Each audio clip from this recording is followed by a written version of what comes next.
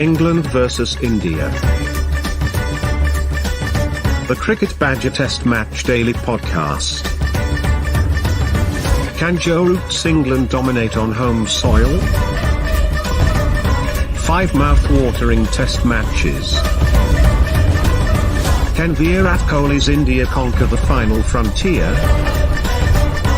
Loving to talk Test cricket every day.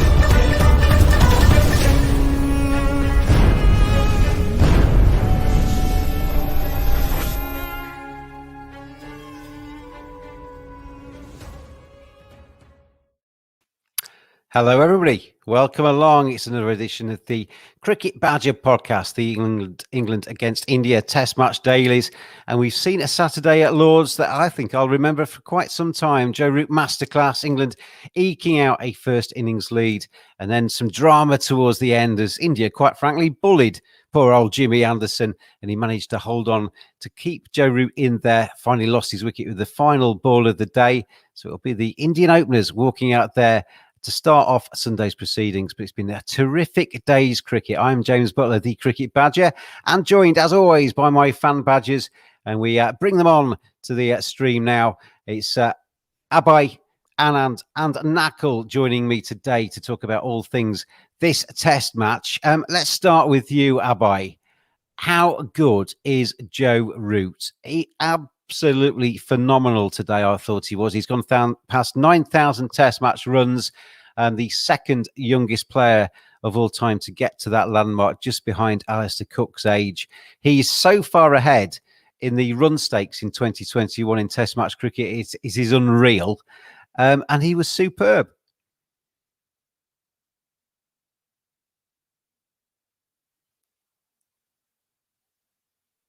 Are you unmuting yourself, Abai, at some stage?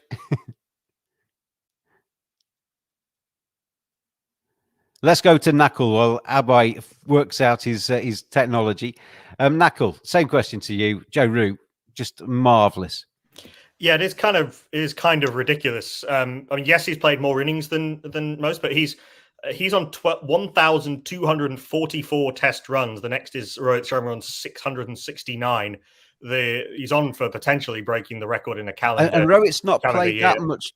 Rohit hasn't played that many less than Joe, has he? 3 innings fewer. Yeah.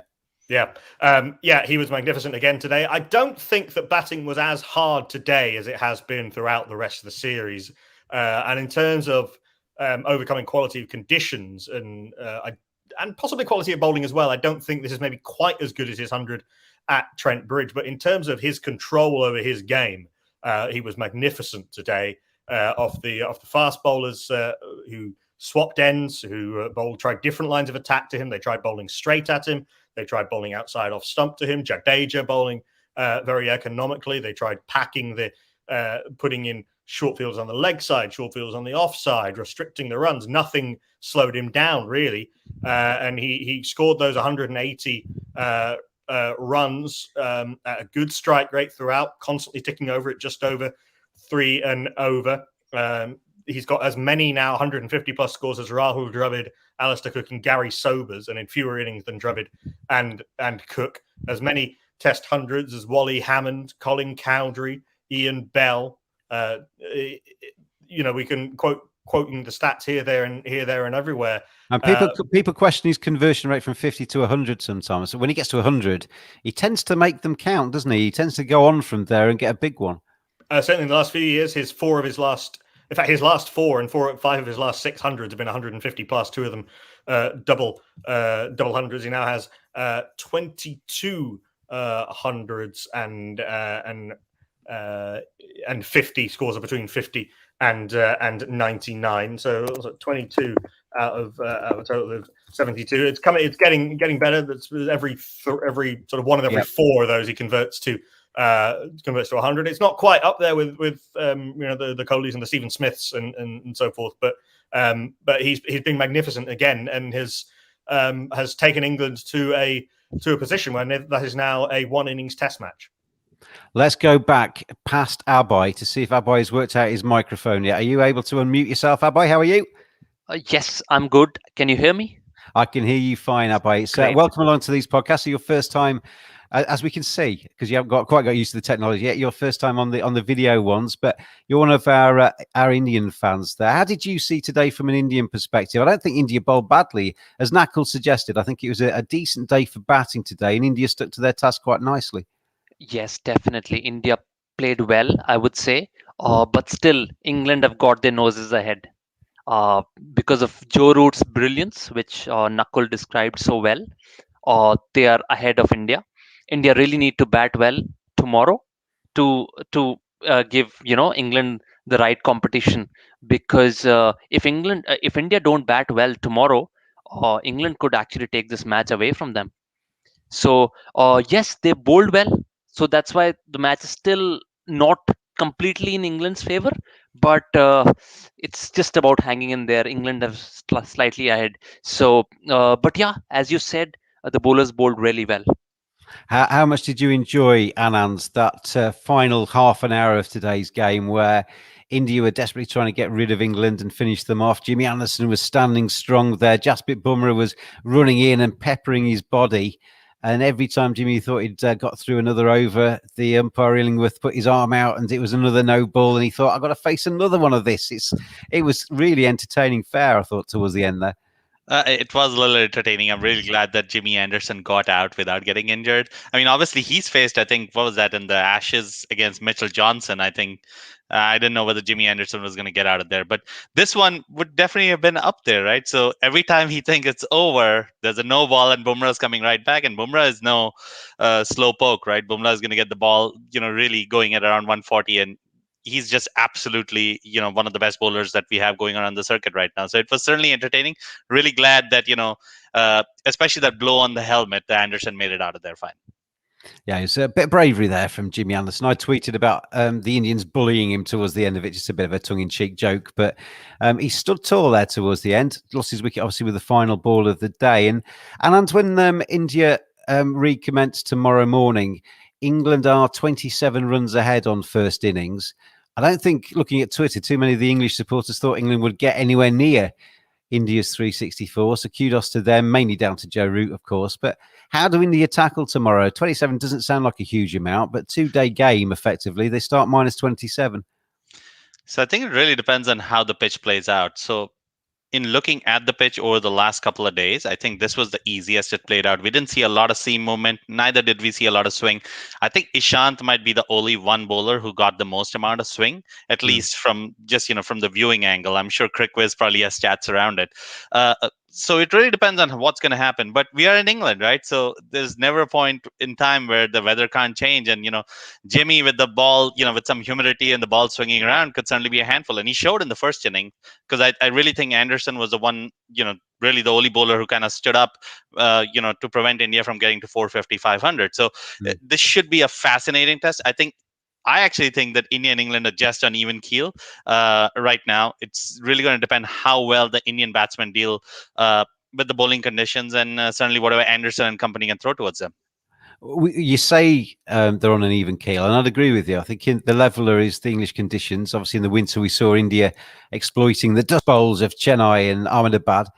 But on an even keel, Nakul, with Joe Root scoring the majority of the runs, I thought Johnny Bairstow batted well today. Let's start with him. I thought he came in under pressure today. I thought it's a big day for Johnny Bairstow. He probably hasn't kind of completely got the doubters off his back, but it was a good 57. He looked as comfortable as I've seen him in Test cricket for some time. He seems to have sorted this issue with the ball, or to some extent with the ball coming back into him a little bit. He seems to be batting, certainly yesterday, with a much lower backlift, much more kind of almost Graham Gooch rather than Mark Maguire or another baseball hitter. Rather than the bat up above the head, it was kind of waist high and in a more sort of orthodox stance. But he still has the power that we all know he has, and he has that bottom hand that comes through really well. He looked to know what he was trying to do. He put away the bad balls when they were offered to him, cut very well, and it was only really that spell from Siraj with the who bowled brilliantly with the old ball twice. Yeah, one with the very old first new ball, and then with the kind of middle aged, as it were, 30 odd overs old. So exiting the first flush of youth ball, the second new ball. But Siraj bowling short and then going round the wicket, really good planning to him. And then they had the fielders for it as well. And then he got a bit tangled up with that short ball, which is odd for Bairstow, who's a good player of the pull shot. He went around the wicket and he just changed the angle a little bit. It was that around the wicket. Is that the bouncers weren't as easy to get out of the way of. I don't know if did the pitch. It seemed like the pitch quickened up a little bit as the day went on, because certainly for the first 2.5 days it was pretty slow. Yeah. And any seam movement that was happening pretty slowly. But suddenly, Ishant Sharma started getting the ball to Jag. We saw how he got Buttler, who played scratchily really for his 20 odd, and then got one to come into him sharply. And Siraj, every time he got that sort of scrambled seam or the off cutter going, it came in really sharply or away from the left hander. His 7 overs, 3 maidens, 1 for 23 with the towards the end of the day, but I think he bowled even better than that. At one point, it was 5 overs, 3 maidens, 1 for 9 bowled, and the bizarre run out really of Mark Wood. It didn't really work out. Mark Wood ran there like somebody that isn't used to batting in a tactical situation in a test match. And basically he ran like the end of the 2019 World Cup final. Yeah. Again, not quite. He was running off though towards the pavilion, because he'd basically given up on his wicket and ran off towards the pavilion and forgot that he nearly ran out Joe Root there, who had to get back to his ground quite quickly, didn't they? Abai, Josh Buttler, who we Knuckle mentioned there. I thought first test match he looked really scratchy. I thought today there was such a big gap between his bat and his pad. Anything that he drove at or defended outside the off stump always gave the bowlers just nipping the ball back into him a bit of a chance. And that's what it proved in the end. He ended up losing his off bail and was on his way. He's not particularly impressed me in this series so far. Yes, I remember from the podcast we had in the last test match as well. You had the same comments. I think the 20 odd today would really help him. And I do believe he's important for England.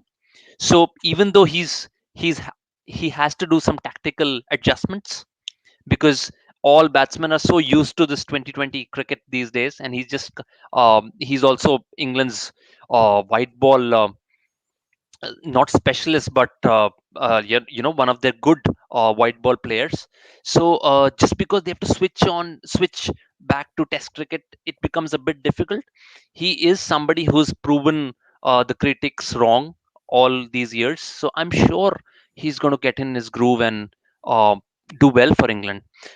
England should stick with him. Abai, could you just move your microphone away from your lips just a little bit, because it's just popping a little bit. It's coming through fine, but it's just that little pop when you breathe. Sure. I mean, Josh Butler's got.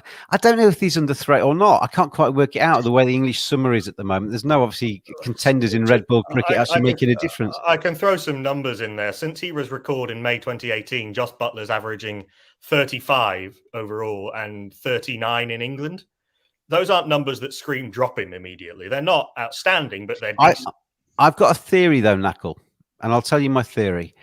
I think last year in the biosphere, the bubbles and COVID and everything, Josh Buttler found himself in the red ball bubble and was able to devote the entire summer to red ball cricket. He didn't play white ball last summer, and therefore was just in that blinkered zone of facing the red ball tactics, red ball mindset. I think Josh Buttler struggles when he's basically having a stripy season, swapping between red ball, white ball, red ball, white ball. And I think we're seeing that a little bit. He's played obviously a lot of white ball recently, and I think he's changed his technique a little bit as a result of that. And he's used to facing that white ball. I'm not sure I'd wholly agree with that, to be honest. I think. Well, I don't care because it's my opinion. Sure, and I'm giving you mine. I think he's been jumping between red and white ball since he came back to the team at the start of 2018, and has done fine. Not at times better than fine. I don't think that dropping Josh Buttler. Quite apart from the fact that I think Ben Foakes is still injured at the moment. Yeah, I don't think that dropping Josh Buttler is one of the things you can do to dramatically improve. I don't think it's the first. Team. It's not the first thing on the list of things to do with that England team. Certainly. Also, I think the importance of Josh Buttler sometimes gets minimized, because I just took a look at some of the runs scored in test matches over the last 4 years. And obviously Root's up front, right? So Root scored about 4,000 runs at an average of 47. Well, next after him is Ben Stokes, and he's no longer there, but Ben Stokes' average is about 40. The person after him, the next, who has scored the most amount of runs, is Josh Buttler at 35. So, what Nakul mentioned is, again, kind of bearing out to the fact that neither Sibley nor Burns nor Bairstow, because Bairstow's average is like around 26 or so. I mean, he certainly looked good in this game, but he hasn't, obviously had a great run in Test. So Butler's fairly important. He's done okay when you compare him across the team. And I'm Don't sure you think, though, Anand, that the with Josh Buttler, the thing that frustrates me with Josh Buttler is we know there's no doubt he's a terrific cricketer. We see in the white ball arena he's one of the very best in the world, and there's no doubt about that either. I think in the Test arena, he's still to work out exactly how to bat and what kind of pace he wants to go at and how he's going to actually tackle a Test match innings. I think sometimes he's kind of like a car in white ball cricket. He goes along in fifth or sixth gear and knows exactly what his role is. In Test cricket, he tends to go along in first or second and never really gets into third or fourth.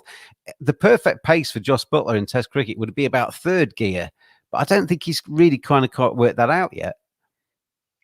Yeah, I mean, that certainly might be a possibility. And we've seen some really good nuggety knocks from him. So I just wonder whether is it a case of getting actually some time? And like today, as Abhay mentioned, 26 odd runs. He played for pretty well for that. I mean, there were a couple of scratchy sort of strokes in there. But if he's hanging in there, I think Buttler just amps up the ante and starts going, quicker and quicker. Because I was, again, looking at the strike rates, and he does have the highest strike rate in the English team. The person right behind him is, he's at about 57 or 58. And then you got Roots and Stokes. So he can get going. I think it might just be a case of spending more time in the middle, but he certainly got to get a big knock in like Root is doing lately, hasn't he? I think that Buttler, he's only scored 2 Test match hundreds though. Those big knocks are few and far between. Buttler, I think, gets judged. I think both his arch defenders and his arch critics, I think, they don't treat him like other players. He's always judged almost against his white ball absolute dominance, particularly in T20, in both T20 and in one-day international cricket, and in the IPL. I think the people who are saying he can only be in the team if he's changing games or if he's Adam Gilchrist or whatever, I don't think that's right. I think if you're judging him by the standards of being a lower middle order batter, which is what he is, batting at 6 or 7, he has done fine. No more than that. Sometimes better than that. I think his 100 against Pakistan was brilliant. Batted very well in Sri Lanka on 2 consecutive tours. Batted pretty well in the first Test in India, before he left for his mandatory break, and has provided some useful contributions as well. I'm not saying that he's the second coming. I'm not saying that he's just. There is nobody more happy to see a Jay Buttler on the back of an England shirt than myself. But you've got to say that the first 3 innings in this series have been particularly scratchy, Knuckle. The first one was one of the worst ducks I've seen for a long time. Second innings, actually, at Trent Bridge, I thought he batted pretty well until he got out, and then bizarrely leaving a ball. And then today he was scratchy. There were some nice shots in there through the offside. I thought a couple of nice cut shots and one punch down the ground, but there was also some scratchy stuff in there. That can happen. I don't know. Again, I don't see that dropping Josh Buttler, A, for who at this stage with folks still injured. Yep. And B, I think even long term, I think even looking ahead to the Ashes or to next year, I think the only thing that I would say is, if you think it's going to impact on his white ball form, where he is genuinely a match winner, and without him, I don't think England can win the T20 World Cup. That would be the only reason I would think of for dropping him at this stage, which is actually why I thought I would have been left out last summer when they went red and white ball bubbles. Yeah. He wasn't. I don't see that Josh Buttler is the biggest glaring issue facing this England team.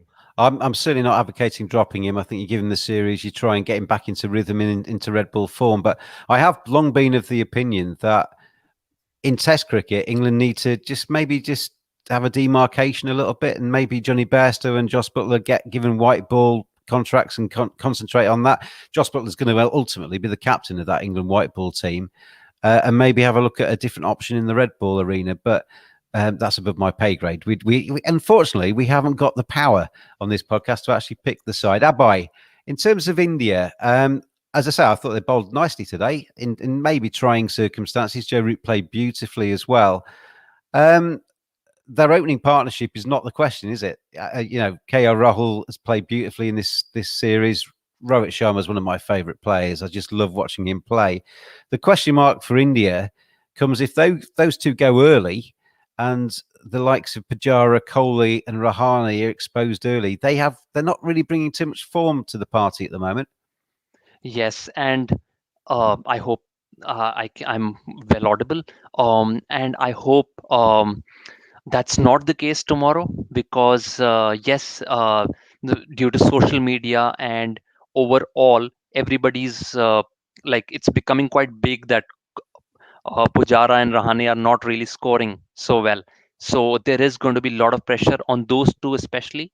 Also on Kohli, because he's not so used to not scoring since, for so long. And it's his dry run has continued for a couple of years. So it's quite tough on three of them. So India would be hoping that Rohit Sharma and KL Rahul have a good partnership to start with. Microphone just a little bit further away, if you don't mind. I mean, Virat Kohli. That's a good point about him. He's not used to having a slump in form, is he? I mean, basically, he always dominates whatever format he plays.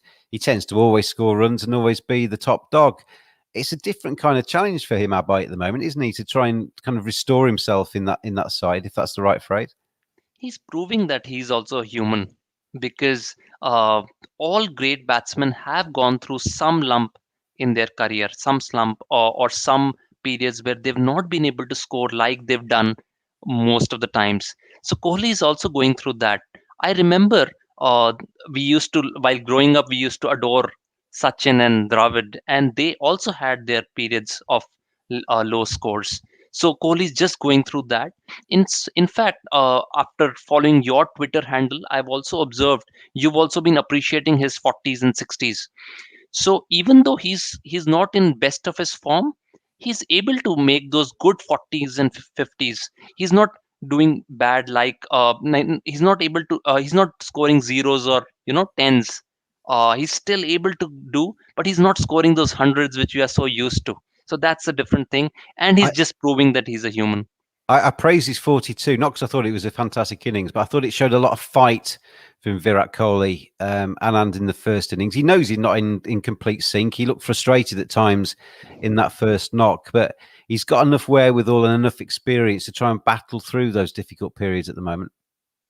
No, certainly. And I think he hasn't, while he has looked a little scratchy, it feels like he's made some changes to his technique. One of the things that we saw in New Zealand, especially, was he kept getting out to the ball that comes in. And if a ball seems in, it seemed to be catching him LBW. So I feel like he has changed something in his technique where he seems to be getting a little more squarer. But, look, he got the 42 in this test. He got 44 in the World Test Championship. And then again in England, when England visited India, he got a couple of 50s, I think, in Chennai. And as well as, we saw in Adelaide, that 74 that Kohli hit was just absolute perfection. So it almost feels like he's like one inning away. He's made a few tweaks to his techniques. He just needs to kind of get that one big inning. It actually looked like this test might have been that, because it felt like, he's slowly getting back into the groove of things. But, this is something that happens to all the best batsmen, right? Everybody tinkers with their technique. We know Sachin tinkered with his technique. We certainly know that, Gooch, they would always talk about how he seemed to be a different batsman when he finished up than when he started. So we've often seen that with a lot of great batsmen, that they change how they play. So maybe Kohli's tinkering around, and I think the next great inning is just around the corner. I know Knuckle shares the same opinion as me. I mean, we both do a fair bit of commentary through the Test series, Anand, and when you do a lot of commentary work, you just want to see good cricket, and you want to see tightly contested series, and you want to see days like today, really, that are just thoroughly entertaining and finish on a high. And I was saying actually on commentary today that I want to see a Virat Kohli masterclass. I want to see 160 from him in this series where he bats beautifully, because it's great to watch. I want to see a Rishabh Pant come out and have 3 hours of smashing it to all corners, because that's what these series are about. I know people out there will be supporting India or supporting England and want their teams to do well, but ultimately you want to see good cricket at the same time, don't you? Yeah, absolutely. I mean, we are devoting time to this great game. And, again, today was a great example of how Test cricket can just change on a dime. We almost thought that England was so far ahead. And then, suddenly a couple of balls from Ishant Sharma, and now India is back in it. And so it's just, you want to see great cricket. You could certainly support a side, but at the end of the day, you want to see great cricket by some of these great players who, and really enjoy what's going on. So this is, absolutely fantastic, where this test is currently poised, because it could go anywhere from here. Champagne corks flying at KL Rahul, all sorts of things going on at Lords today. But let's have a quick look back. It's the anniversary today of Sachin Tendulkar's maiden Test match century at Old Trafford. And I just wondered if we go around the room, if that's the right phrase, around the squares, your favourite moment ever, your favourite day of Test cricket ever, your favourite memory from Test cricket. I'm going to be unfair and start with Abai. Let's go back to you. What's your favourite day? If you could go back to a certain ground on a certain day, use a time machine if you want to, and watch a game again, a day again, what would it be?